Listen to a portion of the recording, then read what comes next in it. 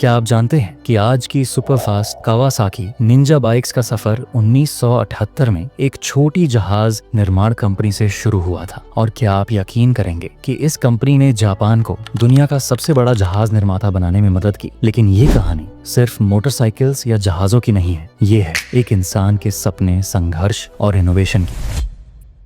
साल था 1836। जापान के कागोशिमा प्रांत में एक साधारण से परिवार में शोजो कावासाकी का जन्म हुआ। उनका बचपन समुद्र के किनारे मछुआरों के बीच बीता। शोजो ने बचपन से ही देखा कि जापान का समुद्री उद्योग कितना पिछड़ा हुआ है। उनकी आंखों में सपना था जापान को दुनिया के सबसे बड़े समुद्री राष्ट्रों में शामिल करने का। लेकिन यह सफर आसान नहीं था। शोजो ने कम उम्र में ही अपना घर छोड़ा और कोबे जैसे प्रमुख बंदरगाहों पर काम करना शुरू किया। बिना किसी फॉर्मल एजुकेशन के उन्होंने जहाज निर्माण की तकनीकों को सीखा और अपने सपनों की दिशा में पहला कदम रखा।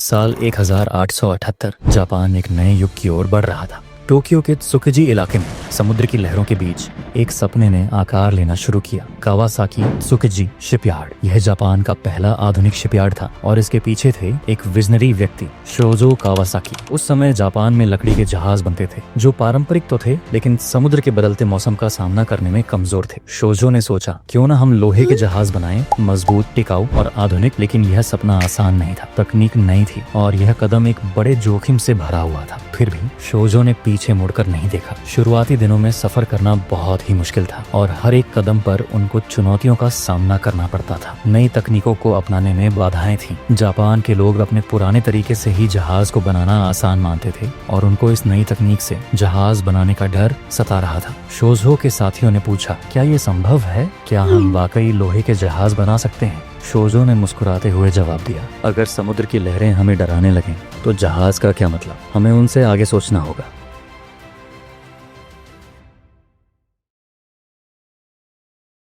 1906 में कावासाकी ने एक नया अध्याय शुरू किया। सिर्फ जहाज बनाने वाले कावासाकी ने सोच को बड़ा किया और रेलवे, गाड़ियां और यहाँ तक कि हवाई जहाज बनाने का काम शुरू कर दिया। सोचिए उस समय यह कितना बड़ा फैसला रहा होगा। उन्होंने दिखा दिया कि आगे बढ़ने के लिए नए रास्ते अपनाने से कभी डरना नहीं चाहिए। फिर आया वर्ल्ड वॉर 2 जिसने कावासाकी के लिए मुश्किलें खड़ी कर दी। उन्होंने युद्ध के दौरान जापान के लिए महत्वपूर्ण काम किया, लेकिन युद्ध के बाद सब कुछ बदल गया। उनके कारखाने तबाह हो गए और हालात बेहद खराब हो गए। पर क्या कावासाकी ने हार मान ली? बिल्कुल नहीं। उन्होंने अपनी मेहनत और जज्बे से सब कुछ दोबारा खड़ा किया। यह वह पल था जब कावासाकी ने दुनिया को दिखाया कि असली ताकत विपरीत परिस्थितियों में झलकती है। 1950 तक जापान दुनिया का सबसे बड़ा जहाज बनाने वाला देश बन गया और इस सफलता के पीछे कावासाकी का बहुत बड़ा हाथ था। लेकिन कावासाकी की कहानी यहीं खत्म नहीं होती। उन्होंने जहाजों से आगे बढ़कर पुल बनाने और सुरंग खोदने वाली मशीनों तक का निर्माण शुरू कर दिया। ये साबित करता है कि अगर सपने बड़े हों तो सफलता की कोई सीमा नहीं होती।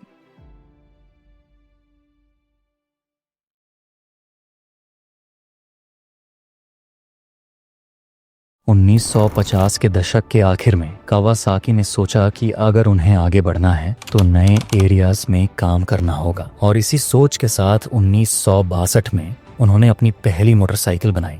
ये सिर्फ एक बाइक नहीं थी, ये उनकी मेहनत और विजन का रिजल्ट था और उस समय में लोगों ने इसे बहुत पसंद किया। इससे यह क्लियर हो गया कि कावासाकी इस फील्ड में कुछ बड़ा करने वाला है। फिर 1963 में कावासाकी ने मेगुरो मैन्युफैक्चरिंग कंपनी से पार्टनरशिप कर लिया। मेगुरो उस समय मोटरसाइकिल बनाने वाली जानी मानी कंपनी थी। इस पार्टनरशिप के साथ कावासाकी मोटरसाइकिल कंपनी की शुरुआत हुई। यह सिर्फ एक कंपनी नहीं थी, ये एक ड्रीम था, दुनिया को बेहतरीन बाइक्स देने का ड्रीम। और यहीं से कावासाकी के लेजेंडरी सफर की शुरुआत हुई।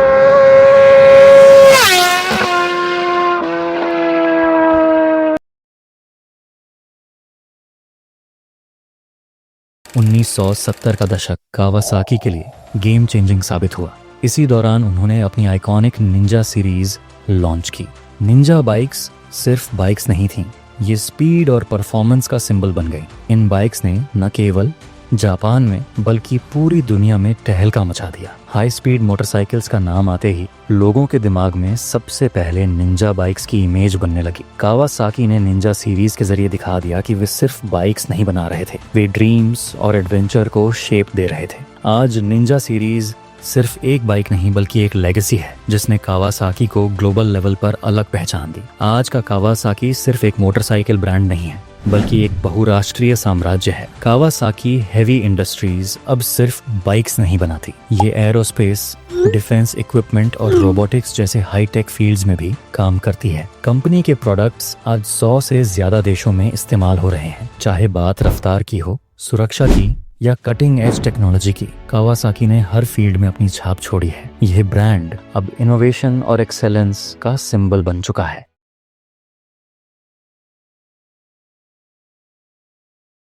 कावासाकी का दर्शन हमेशा से इनोवेशन और क्वालिटी पर टिका रहा है। कंपनी का फोकस सिर्फ बेहतरीन प्रोडक्ट बनाने तक सीमित नहीं है। अब कावासाकी इलेक्ट्रिक व्हीकल्स और इको फ्रेंडली टेक्नोलॉजीज पर काम कर रही है ताकि भविष्य को सस्टेनेबल बनाया जा सके। उनका विजन क्लियर है, दुनिया को बेहतर बनाने के लिए नई नई तकनीकों का इस्तेमाल करना। कावासाकी का हर कदम इस सोच को मजबूत करता है कि इनोवेशन के साथ साथ नेचर का ख्याल रखना भी जरूरी है।